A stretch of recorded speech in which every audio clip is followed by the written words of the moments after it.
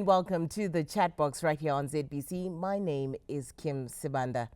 Now, over the past few weeks, Zimbabwe has been shaken by stories of children either disappearing or having a tragic accident. Now, this has sparked conversation across the board on whether we are truly doing enough for children. Now, in this episode, we shift the discussion from just the tragic incidences themselves, but to the solutions on what we should really do. What do we need to change, whether it's in the families, the communities, or the legal framework? That's what we need to talk about today. So in studio, I do have an amazing panel. I do have Reverend Nyanete as well as George Chirombo, who I will let introduce themselves so that you can know who we have on board. And later on, we do have Rumbidzai Venge. Gentlemen, welcome to the studio. If you can just introduce yourselves. I'm Reverend Taylor Nyanete from Zimbabwe National Council for the Welfare of Children. Mm-hmm. Thank you. I'm George Chirombo from Childline Zimbabwe. Oh, there you have it. You see, the panel is packed. The idea that the children must be protected is what we need to discuss today. So, without going any further, many parents are asking themselves very tough questions at this time. Kuti wangu mwana ndoita sei naye, ndomuisa kupi kuti achengetedzeke. Whether they are disappearing or they are tragic accidents, we need to do something. So, George, I'm going to come to you. These recent tragedies have shaken the country, as we've established. Are we really doing enough to protect our children? And if we are, from your perspective, in the community, would you describe child safety as a good or a bad situation today? All right, thank you. So, as communities, as a community, I believe we are doing what we are supposed to do in terms of child protection, ensuring that our children are safe. But at times we do lack in terms of certain aspects. How you as a caregiver or I as a parent, I'm supposed to look at a child and how I'm supposed to support a child. For example, nowadays we are forgetting that these children still need supervision. They still need parental guidance wherever they are in whatever they are doing. For example, in most communities, you'll find toddlers playing outside without supervision, without guidance. It is the duty of a caregiver or a parent to look at the environment, to check if the environment that the child is playing in is safe, to know who their child is playing with, who is their friend, the parents of their friends. They should know them. Do they know who they are leaving their child with? So as parents, we also are thinking that parenting or taking care of a child is limited only to providing food, paying their school fees, ensuring that they are clothed, and maybe they have medical support, or they have their health is in order. But there's a lot that goes into parenting. And those little things like checking where your children are playing is important. Nowadays, we are very relaxed as parents. We are just leaving our children to be out there doing whatever they are doing without even looking at what is it that I need to do as a parent, like checking the environment. For example, in the recent tragedy, already caregivers know that there is a car park that is around. There are abandoned vehicles, there are abandoned pits. It is our duty as caregivers and as the community. Reverend, I want to come to you. We know that Mwanawese in a community was everyone's child. We even had the movie to really explain that to us. But now communities have gone into isolation. People do not want their kids at anyone else's house, or they let their kids pay for them. They play by themselves. So traditionally, communities used to share that responsibility for children's safety. Neighbors watched over each other's children. But as you see, what's causing that? And how can we rebuild that culture of a collective safety net for children? Thank you, Kim. We have become self-centered, many of us. You can even tell we can stay together in a community without even knowing each other. Your neighbor, you don't even know who is living there, where do they come from. So we have become self-centered a lot, and it has been worsened by the juror panels that we've put up to make enclosures. And that has removed the collectiveness that we used to have. But I believe that one of the arms of government, the police, talks about community policing, meaning that as the security arm of the state, they believe that if we are to have a secure environment, we need to come together. So that sense of coming together is missing currently, because we are busy chasing the dollar, we're busy trying to make money, and forgetting that we have a responsibility to raise children. And remember, for an African, a child is an investment. We invest in our children, all of us. So if you have an investment, you need to protect, you need to safeguard it, you need to ensure at every stage you keep an eye on the child. So that is what we need to do. But then it's also proving difficult, because the religious, we are having different religions, beliefs, and this has also kind of separated us. You know, we need to come together as people who are living in a particular area as a collective. And this can be done by our councillors, the community leaders. They are critical in bringing people together to say, as we grow, as we work together, can we just have community meetings?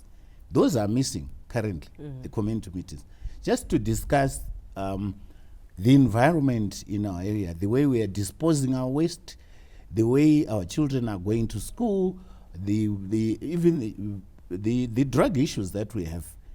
We know who is selling drugs, but we're keeping quiet. We're allowing our children drugs. So that collectiveness has to come back for us to succeed in the care of children. Remember, children are vulnerable from the onset until they turn 18. And even after 18, you still need to care for them until they are really independent. So it's critical for us to remain a collective. Despite our backgrounds, our socialization, we are still a community, and we need to come together. All right, being a community and needing to come together, I'm going to come to you, George. When we talk about child protection, and we also talk about having safety for the children, many people always think that this responsibility is solely vested in the government and other agencies that are supposed to take care of children. But what practical role should families, neighbors, and anyone playing in the day-to-day running of a household play, especially in high-density communities? Thank you very much, Kim. Looking at it, maybe I should first just say it is everyone's responsibility to take care of a child or to look after a child. It is not neglected to the government or maybe NGOs, but it is a collective responsibility. So when we look at child protection or taking care of a child at home, it starts with you, the parent. It starts with you, the caregiver. It is your responsibility. It is your duty to ensure that your child is safe first. There are other avenues that are there only to support you whenever you need the support. So as a caregiver or as a parent, what is it that you're supposed to do when it comes to looking after a child? One, ensure that the environment that your child is playing in is safe. How do you do that? You do checks. And balance. Remember, we need help even at home, where we need maids, we need garden boys, we need even someone to help us with cleaning the yard. It is okay to go to ask that person or to go to the police to say, I need a background check done on this person, so that you know that this person has no criminal record or they have not been associated with any abuse of any child. That is at family home. You also need to talk with your children. It is in most instances where you ask a parent, do you know vanotamba nemwana wako? And the parent tells you, I don't know. So how then do you expect your child to be safe when you don't know munhu waanoswera naye achitamba naye? All right, so there you go. How do you expect to know exactly how safe your child is when you yourself as a parent don't even know who they are playing with? We're talking about child safety in the home. It's okay for them to be safe, but when something happens, we all ask one question. Who is accountable? That's the conversation we're having right here on the chat box. We'll be back right after the break.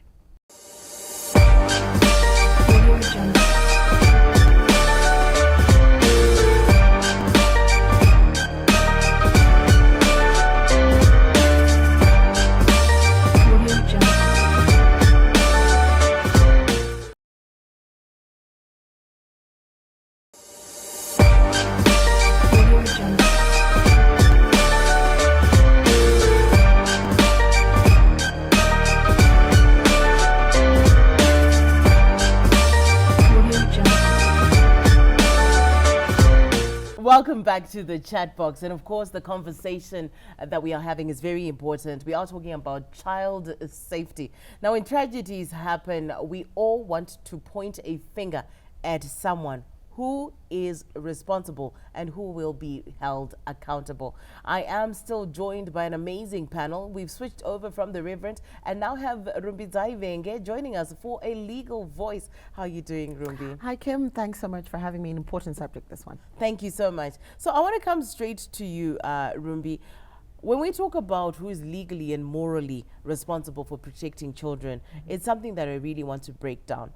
When children's safety fails, it's a combination of gaps like parental, community, as well as institutional reasons. So legally speaking, who actually bears the primary responsibility to keep children safe? So it's multi-layered, and if you really want to look at it, iwewe mbereki, you are the first layer, you are the first line of defense. If that fails, then we're looking at the community. Now we're looking at either the reverends, people within the community, vavakidzani, to be sentry points to actually say, no, something's not right at number 7, something is not right at number 9. The child is not eating, their clothes, they're being beaten. Then they need to report. Then there's a third layer, which is the state and the institutions. So you're looking at the ZRP have a victim-friendly unit. This is a specialized unit that they're trained to deal with issues relating to families, issues relating to children. So they are there as a first port of call. Then we move into social welfare, the social workers. You also then have your CSO organizations, the Child Lines, the Justice for Children's, who then also offer another line of defense. Then the very, very last line of defense is our courts, where prosecution can then happen for various crimes. And then going into the legal framework, the Constitution of Zimbabwe, which has been hailed as a very progressive document, first of all talks about the establishment of a national youth policy, which is where we then look at issues around, protection of children, the duty bearers. It's a tapestry that holds everyone at every level accountable. There's something called the best interests of the child. These are paramount. They are cited in our Constitution, and I challenge our viewers to read the Constitution. Section 81 is all about children. It talks about the rights that they have. Kuti mwana aite birth certificate, kuti aite passport is a right. Then issues around their social, emotional, physical well-being also are enshrined in that document. Then we also have the Children's Act, which talks about further protection given to children. Neglect, abuse is also, spoken of very clearly in these documents. Then we also have the Criminal Code. We're talking about rape of children, child marriage, physical abuse. Then the Criminal Code kicks in, and it really then does offer, effective protection. I like how there's multi-layers, and this can all be a different conversation for a different time. But I want to come back to you as the holders of the community as Childline.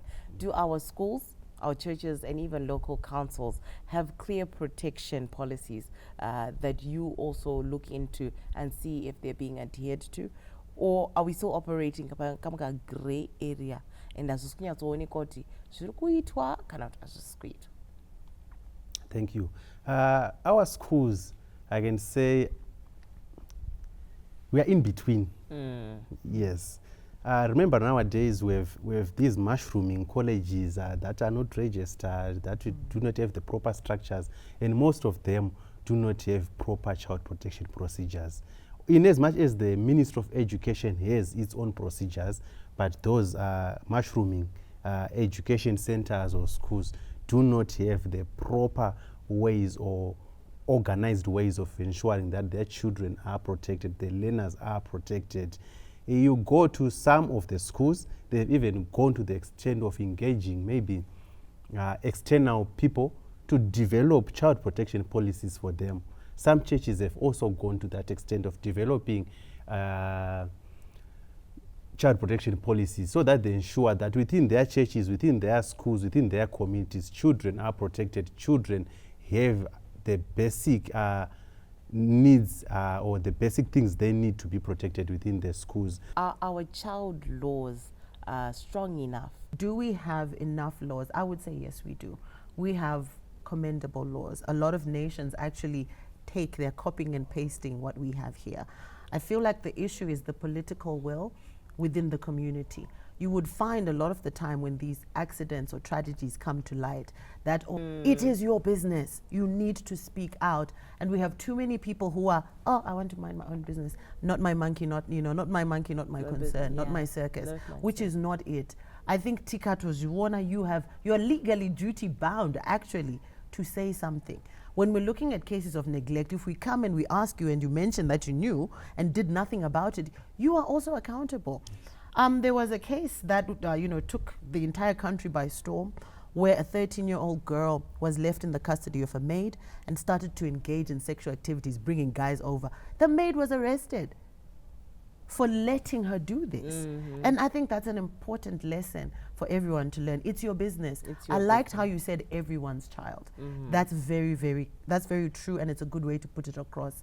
Mana wako iwewe. And if you don't say anything, who will? And don't wait for someone to ride in and say something. You have a responsibility for that child. Are the communities that we are existing allowing for you to voluntarily say, Ini, I know something? Or you can even do it anonymously. You can do it anonymously. In most instances, people fear for their lives, people fear for being attacked, but there are platforms that allow you to report without even saying your name, your address. They won't even know where you are coming from. But we have given the information that is needed for a child to be supported or to be assisted. There you go. You can report an issue without being known for the sake of child safety. It is important that we remember that it is, after all, everyone's child. We'll be right back after the break.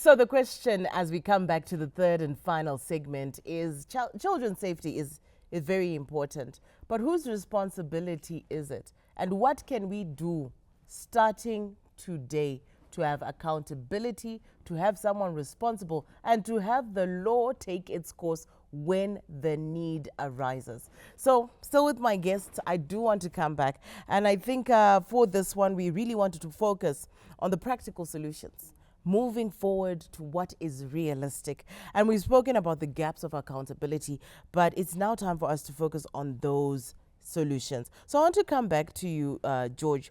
From your experience with working with families and communities, what's the practical way, the low-hanging fruit on how we can actually solve what is going on when it comes to child safety and how things are going about? Because there's lots of stories out there. Thank you.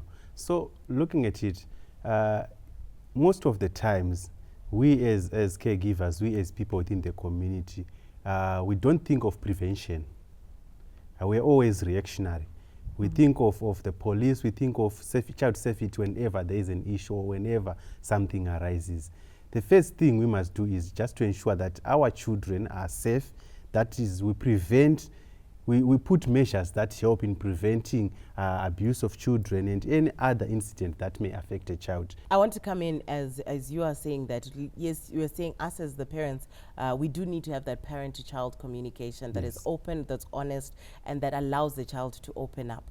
But what are some of the telltale signs for those of us that have not established a relationship with a child? Those that are funding hard, hakuna tete, hakuna mbuya, hakuna sekuru, who they can go and open up to. What are some of the telltale signs of an abused child? Maybe first of all, or telltale signs of a child that needs that little bit of attention before something tragic happens. Okay, there are a lot of signs you can look for. For example, withdrawal. You have a child who is usually active at home, who is sad with you on the dining table, but suddenly they are no longer doing that. You have a talkative child, suddenly they are quiet.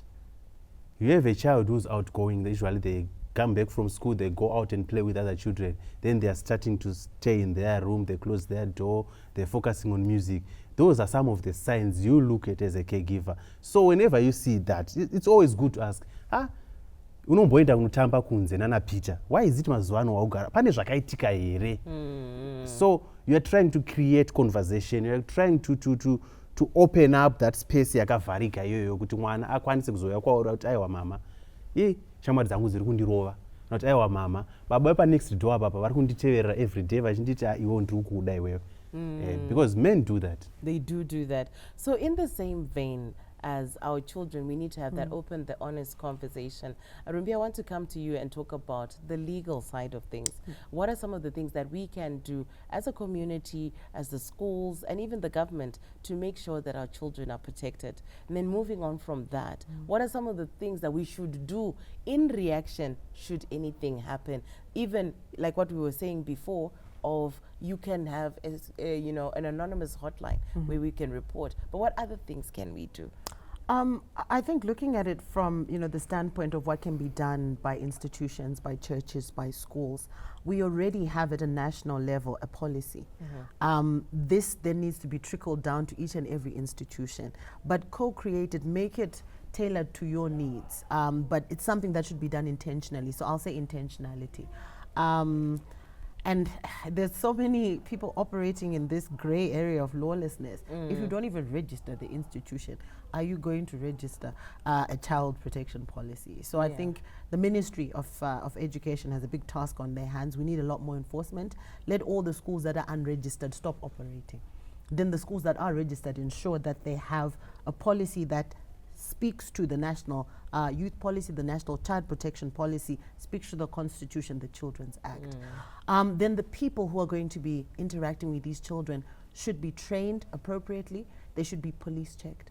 I am a very big believer in the establishment of a sexual offenders registry. If someone has done anything in contravention of a child, blacklisted, that person is not going to be employed in the education sector anywhere.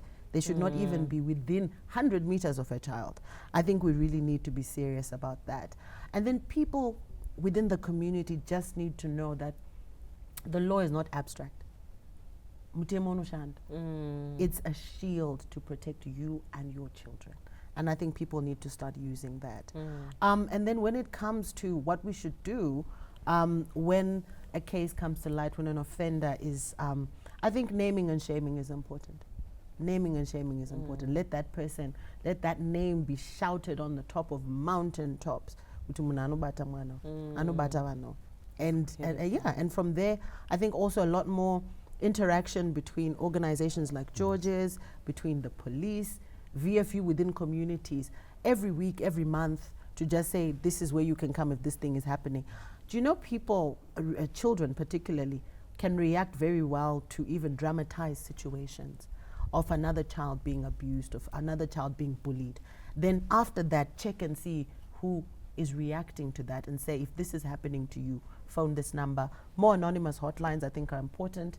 In this digital age, we should have more watch centers for people to report, and then ultimately give enough information for investigations to begin. I like what you've said about the communication relating to the children. I remember there was once a time, it's Uncle Yes, John. it's Uncle John. What? Yes, Yes, yeah, and that I was remember something that really did trigger a lot. But as we close off from, I think, both of you, you spoke about the digital, you know, the digital space. As we see that our children now have access to phones, they have their own passwords, and we are giving them more and more time to be influenced by what is online.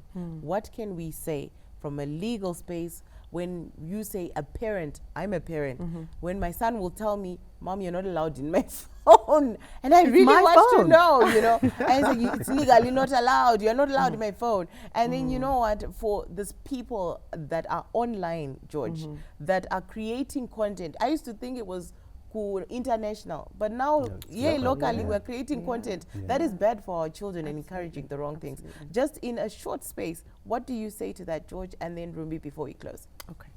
All right.